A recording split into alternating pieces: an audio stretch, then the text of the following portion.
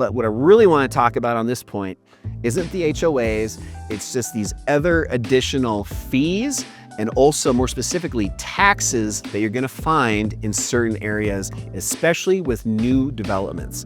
So right now where I'm at, as an example, the tax rate, so the property tax rate is at about 0.4%. So right at about 0.5%.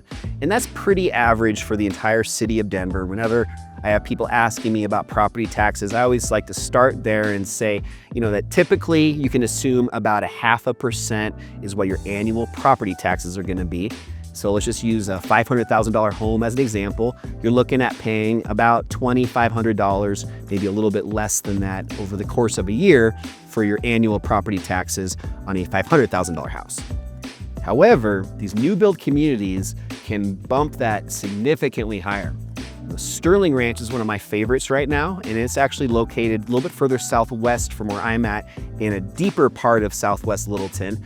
Beautiful area, it's right up against the mountains. It's close to Roxborough, which is a really fun area that has cool red rock formations. It's also where my favorite golf course, Arrowhead, is, and it's actually also where Lockheed Martin is based for an aeronautical engineering company.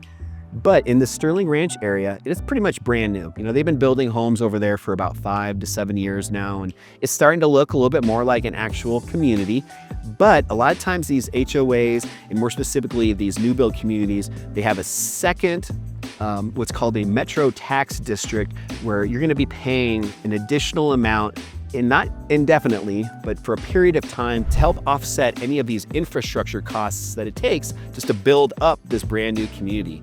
Roads, sidewalks, parks, all that kind of stuff can partially help get subsidized by these metro tax districts.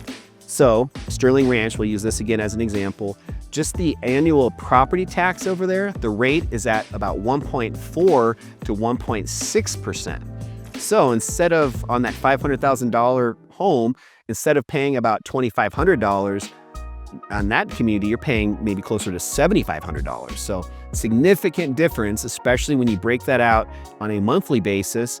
And if you are trying to stay on a budget and you have a very kind of a strict amount that you're trying to spend each month to make sure that you qualify for your loan and you're able to live comfortably and not extending yourself too much, something to keep in mind. I never had really realized how dramatic of a difference one neighborhood could have to the next, but biggest thing to take into consideration here is just looking into the neighborhoods, and if it's a newer built community, odds are you're going to have a higher tax rate, or at least you're going to have some form of a metro tax district to further increase your costs of living in that area.